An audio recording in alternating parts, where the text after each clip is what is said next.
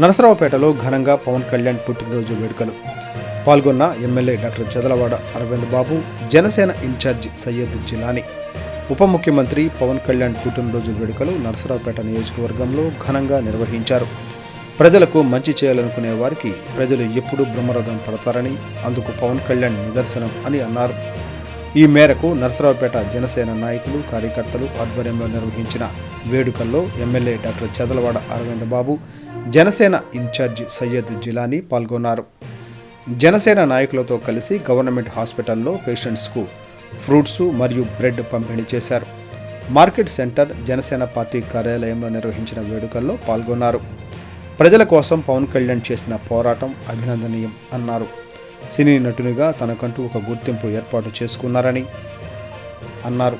ఇలాంటి పుట్టినరోజు వేడుకల్ని మరిన్ని చేసుకోవాలని కోరుకుంటున్నట్లు తెలిపారు.